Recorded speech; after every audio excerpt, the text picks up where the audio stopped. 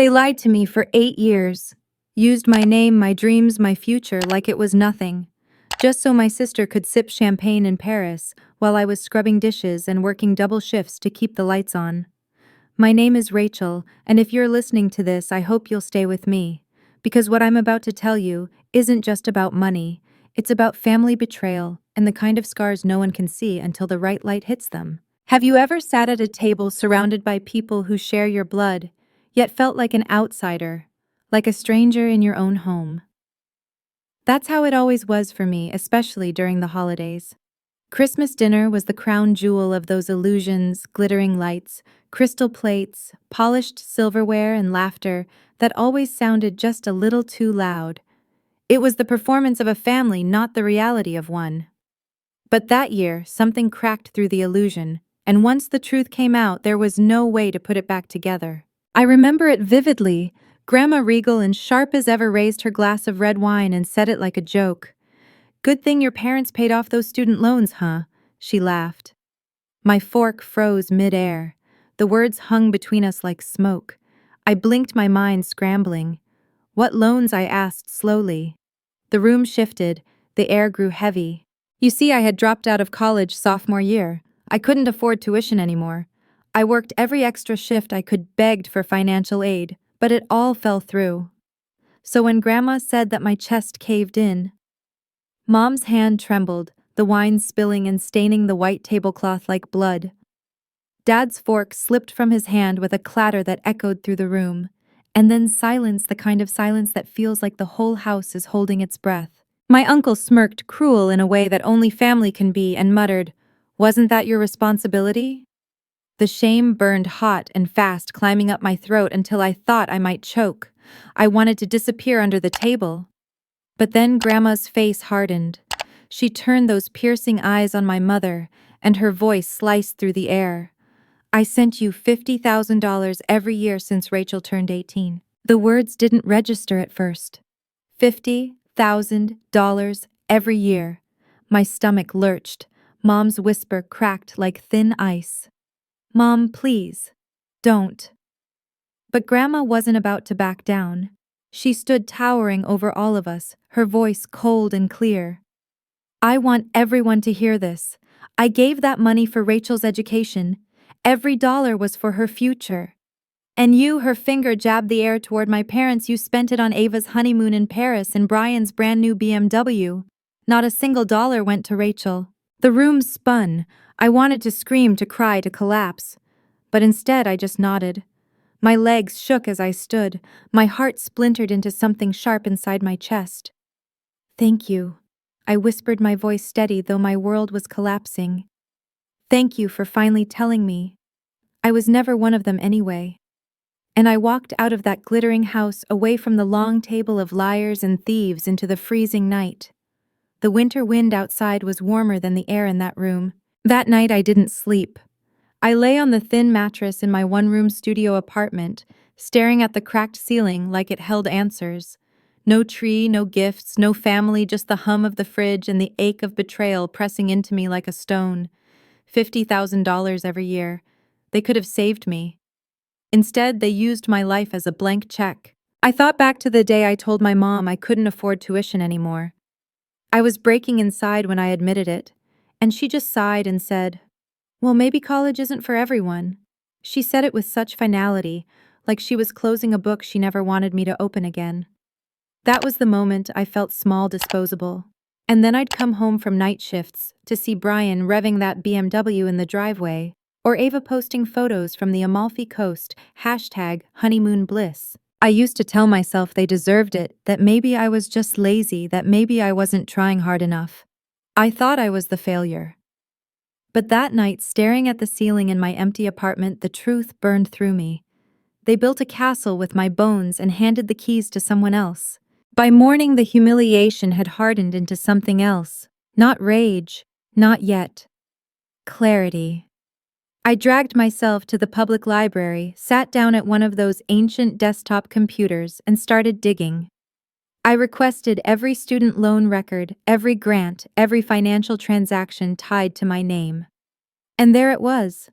A trust set up by Grandma when I was a baby, dispersed in annual installments starting the year I turned 18, marked for education, routed through my parents, every dollar gone, lied about, stolen. I printed everything, every receipt, every deposit, every withdrawal, a manila folder thick with betrayal, and I knew exactly where I had to take it. I took the bus to Grandma's house, my fingers gripping the manila folder so tightly the edges cut into my skin. She opened the door in her housecoat hair still in curlers, a faint smell of lemon and coffee drifting from the kitchen. When she saw the folder in my hands, her smile faltered. She didn't say a word, just stepped aside and let me in. I spread the papers across her kitchen table one by one. My hands trembled, but my voice was steady as I explained each document. Her eyes scanned the pages, slow and deliberate. Her fingers shook, but she kept reading. The silence in that little kitchen felt louder than the laughter at Christmas dinner. Finally, she looked up, her face pale and rigid. "I trusted them," she whispered almost to herself. Her voice cracked. "They told me you were studying abroad in Switzerland." I laughed bitterly. The closest I got to Switzerland was Googling what their flag looked like on my phone during a break at my second job. Something in her expression hardened, then turning to steel. I'd never seen her like that before. My grandmother, 80 years old, hair still set in curlers, wearing a faded housecoat, looked like a general readying for war. She pushed the folder back toward me, stood up without another word, and disappeared into her bedroom. I heard drawers slamming, the sound of hangers clattering, a suitcase unzipping. When she came back out, her curlers were gone, her dark coat buttoned her face, a mask of cold determination. "Come on," she said, "we're going to the bank." "Grandma, you don't have to," I started, but she cut me off. "They stole from you. They lied to me. And they misused a legal trust. That's fraud. We'll start there." At the bank, she didn't ask for a manager. She demanded the branch director. We sat in a glass-walled office, sunlight bouncing off polished surfaces. She laid out the documents one by one, her voice sharp and unwavering. The woman behind the desk blinked, her face paling as she flipped through the papers. "This is serious," she muttered. "Good," Grandma replied, "because I want it handled seriously. I want my money back. I want her future restored, and I want them held accountable." It was the first time in my life someone had stood up for me like that. They didn't file one police report that day. They filed two. One for breach of trust, another for fraudulent misrepresentation. But Grandma wasn't done. She called her estate lawyer, the same man who had helped her set up the trust in the first place. By evening, we were sitting across from him in his wood-paneled office. He flipped through the documents, his eyes narrowing. "They lied to a fiduciary body," he said at last, his voice low. "This is more than theft. They rerouted designated educational funds. That's criminal misuse." Grandma's jaw tightened. "Then let's burn it all down." I sat there in stunned silence. 24 hours ago, I was invisible, just another tired girl working too many shifts in a rundown diner. Now I was in the middle of a legal war room, my grandmother transformed into my fiercest defender. My hands shook, but not from fear, from something I hadn't felt in years, hope. That night, I went back to my apartment. The lights flickered as I turned the key. My coat smelled of frost and stale coffee. But for once, my heart didn't feel like a weight dragging me under. It felt like a weapon. I stared at my reflection in the cracked mirror above the sink. Dark circles under my eyes, lips chapped, but a fire burning in me I hadn't seen since I was 17. They thought I'd stay silent. They thought I'd keep scrubbing floors and swallowing their lies. But now they were about to learn that the daughter they buried in silence was coming back with thunder in her fists. By New Year's Day, everything had changed. My parents still didn't know about the investigation, the bank records, the fraud reports. But Grandma wanted them to know. She didn't believe in silence anymore. She planned the annual family dinner, the same one she hosted every January.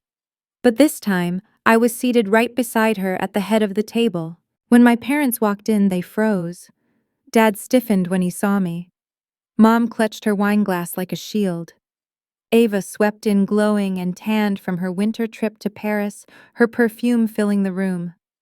Brian gave me the same smirk he'd worn since we were kids, the kind that said I was nothing, that I didn't matter. The table groaned under roast chicken, mashed potatoes, green beans, and tension thick enough to choke on. Grandma raised her glass. To family, she said flatly. Then she added, and to consequences. Dad chuckled nervously. That's dark, Mom. Grandma didn't smile. Instead, she reached beneath the table and slid a thick envelope toward them. Mom opened it first. I watched her face shift pale, then red, then blank with panic. This is private, she stammered.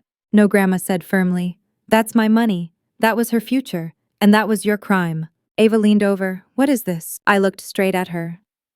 It's every dollar Grandma ever sent for my education. Money they used for your wedding, Brian's car, and their vacations. Brian laughed nervously. Okay, but isn't it all the same pot? We're family? That one stupid sentence snapped something in Grandma. She stood, her voice ringing through the room. You stole from her. You lied to me. You lied to everyone.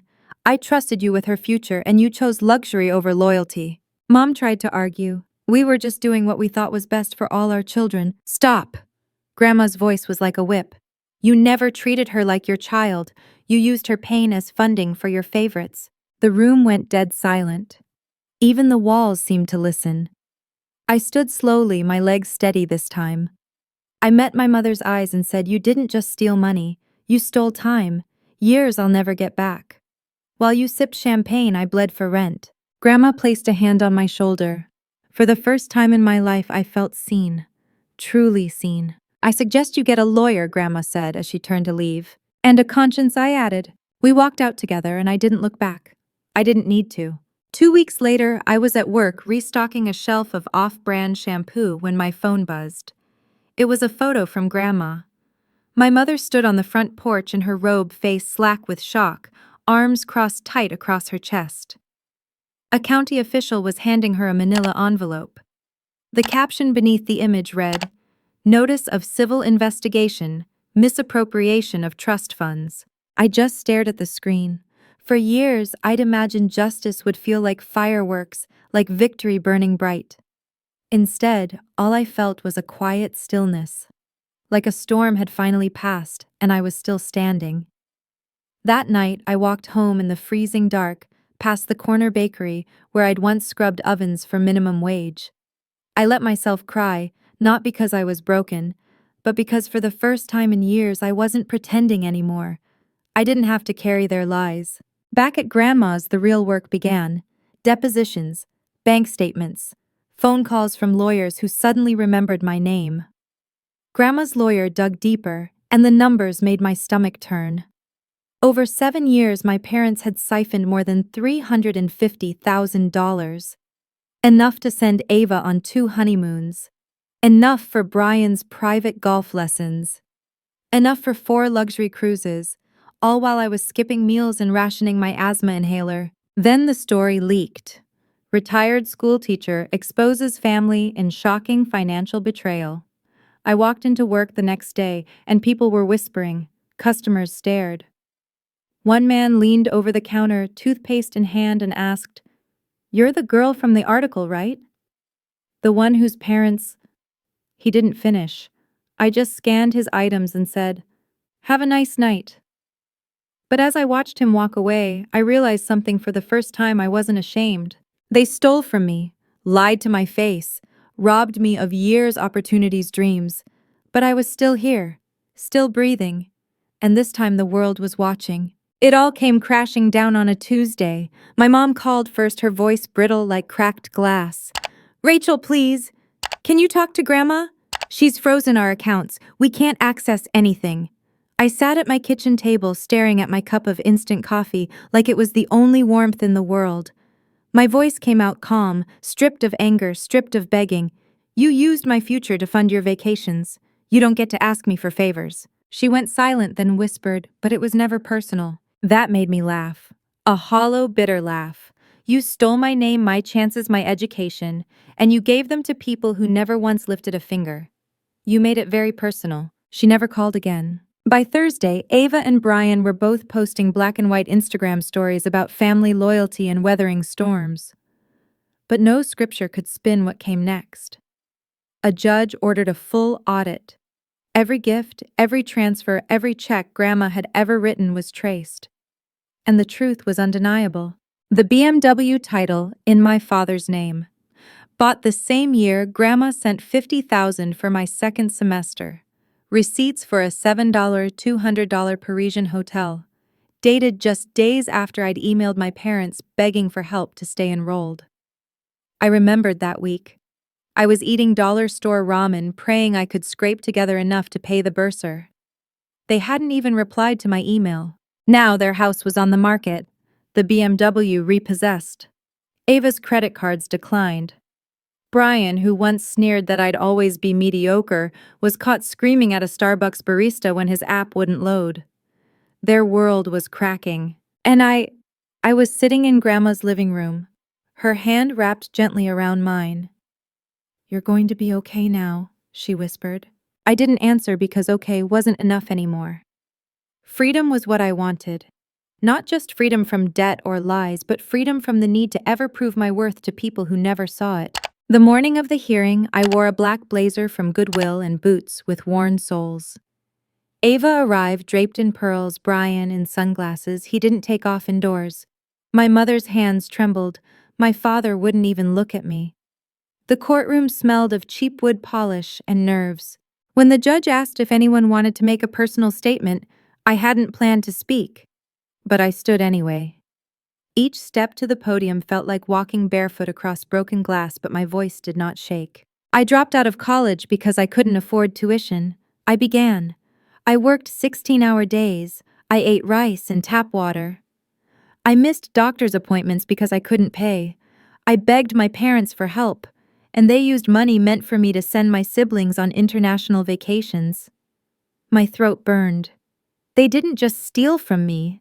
They made me believe I wasn't worth saving, that I was a burden, that I was the reason things were hard, and I believed them for years. I turned, then looked them each in the eye. But now I know the truth. They didn't fail to help me. They chose not to. The silence that followed felt heavier than chains. Finally, the judge spoke. Restitution will be enforced. Accounts remain frozen. Assets liquidated. Funds rerouted to the intended recipient, Ms. Hayes. My name, my full name, spoken aloud in that chamber. It felt like hearing it for the first time. Outside the courthouse, cameras flashed like lightning. Reporters shouted questions, but all I could hear was my own breath. Each inhale felt different, cleaner, freer, like I was finally breathing air that didn't belong to them. I didn't run. I didn't hide. I walked straight through the storm, head held high, while Grandma's steady hand rested on my shoulder. That night, I took the long way home past the campus where I once dreamed of graduating. I paused outside the iron gates, watching students laughing, carrying heavy textbooks, chattering about exams. I thought the sight would sting, but instead a strange peace settled over me. I wasn't bitter anymore. I wasn't broken. Because sometimes justice doesn't look like revenge. Sometimes it looks like survival with receipts. Sometimes it's silence, not the silence of being ignored, but the silence that comes after truth has finally been spoken. 3 months later, I walked into my new apartment. It wasn't much, a one-bedroom on the second floor overlooking a gas station. But it was mine. Rent paid, utilities on, groceries stocked, and on my desk a check. Restitution $187,000. I didn't touch it right away. For days I let it sit there like a letter from a younger version of myself. The girl who cried under flickering fluorescent lights during overnight shifts. The girl who watched her siblings' live dreams bought with her stolen future. Now she had choices. She had a name. Grandma came over every Sunday. She'd bring lemon bars and stories, filling the quiet with warmth I'd never known as a child. One afternoon, she handed me another manila folder. Inside were college brochures. "If you ever want to try again," she said softly, "I'll be your co-signer this time." I didn't cry. I just nodded because we both knew the difference. This time it would be my choice. My parents lost their house. They moved into a rental an hour outside the city. Ava blocked me on every platform. Brian tried to send me a DM once I didn't open it. Let them keep their silence. I've outgrown their noise. Sometimes late at night, I still hear my uncle's smug voice in my head. Wasn't that your responsibility? Yes, it was. And I handled it with more grace than they ever deserved, because I didn't just reclaim what was stolen. I built something they couldn't touch. Not with gossip, not with guilt, not with money. Freedom doesn't come tied up with a bow. It comes wrapped in broken glass, sleepless nights, and scars you learn to live with. But it's mine now. And when I pass mirrors these days, I don't flinch. I see a woman who was left behind and still made it out. Not bitter, just done. So if anyone ever asks how it ended, tell them this: she walked out of the fire, holding the ashes of everything they tried to bury her under, and she never looked back. And if you're listening to my story now, I want you to take something from it. Betrayal doesn't define you. Silence doesn't own you. Family isn't always blood, it's the people who stand beside you when the world tries to break you. If my story touched you, please like this video, share it, so others can hear it too, and subscribe for more stories that remind us we're never as alone as we think. And I'd love to hear from you. Leave a comment below.